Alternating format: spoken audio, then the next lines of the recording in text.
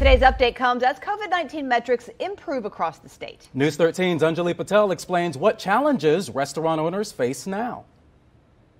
An industry that's been devastated by the pandemic got some encouraging news on Tuesday. I've watched a lot of the governor's news conferences over the months, and you never know what he's going to be saying. And today, it was great news for restaurants. North Carolina restaurants and breweries can operate at 75% indoor capacity and at 100% outdoors starting this weekend.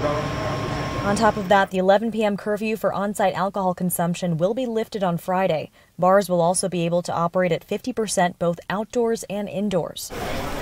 But masks and social distancing are still required, and the head of the Asheville Independent Restaurant Association doesn't want customers to forget that. If the numbers go the wrong way, we could slide back, and we don't want that.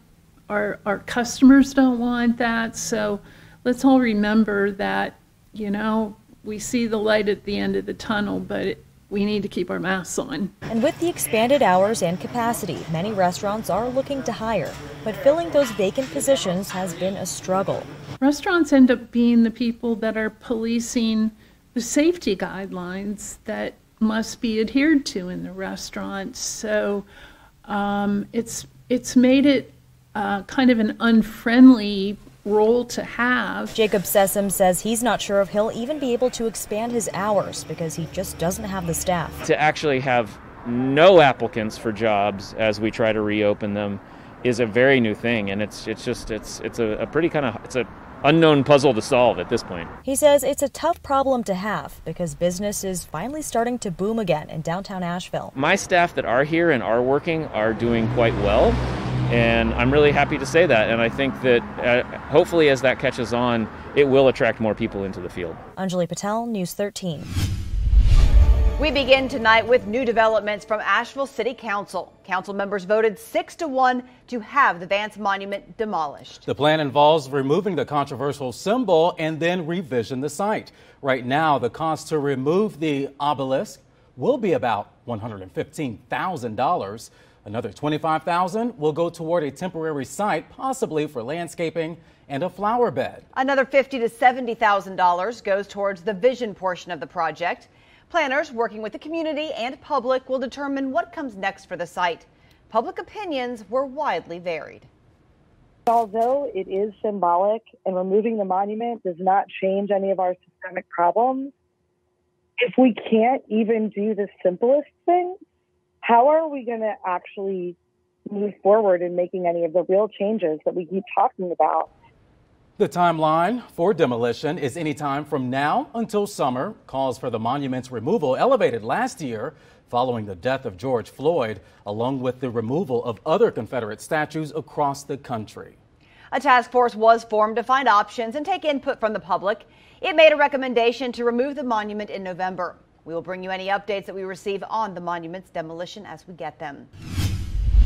Good morning. I'm Katie Killen. Last night, Asheville City Council members voted to remove the Vance Monument. Right now, the cost to remove it will be about $115,000. The timeline for demolition is any time from now until summer. Calls for the monument's removal elevated last year following the death of George Floyd.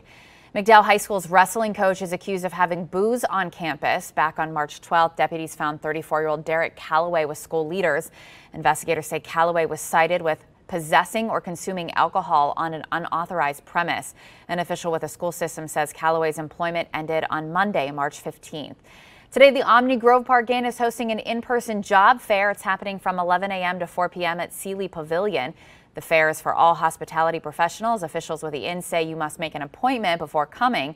There's still time to do that on the inn's website. Masks and social distancing are required once arriving to the fair.